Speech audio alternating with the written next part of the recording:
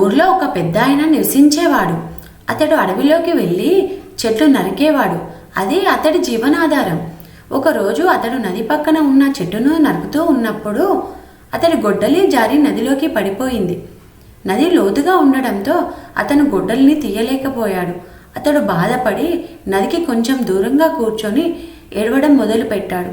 అప్పుడు నదిలో నుంచి జలదేవత బయటకు వచ్చి ఇలా అడిగింది, ఏమయ్యా బాబు, ఎందుకు ఏడుస్తున్నావు అని అడిగింది.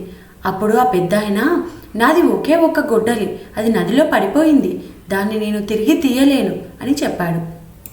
జలదేవత ఆయన బాధను అర్థం చేసుకొని ఆమె ముందుగా బంగారు గొడ్డలిని తీసుకొని వచ్చింది.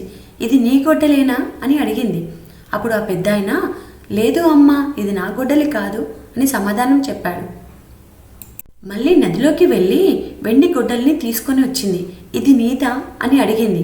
అతడు మళ్ళీ అబద్ధం చెప్పకుండా, లేదు అమ్మా, అది నాది కాదు అని చెప్పాడు. తర్వాత ఆమె పాత ఇనుప గొడ్డల్ని తీసుకొని వచ్చింది. సంతోషంతో ఆ పెద్దాయన, ఇది నాది అమ్మా అని చెప్పాడు. జలదేవత ఆ పెద్దాయన నిజాయితీని చూసి చాలా సంతోషించింది. ఆయన నిజాయితీకి బహుమతిగా వెండి, బంగారు, ఇనుప ఈ 3 గొడ్డల్ని ఇచ్చింది.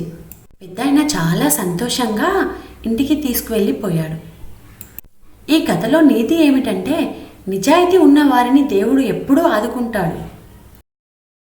మీకు ఈ వీడియో నచ్చితే లైక్ చేయండి, మీ మిత్రులతో షేర్ చేయండి.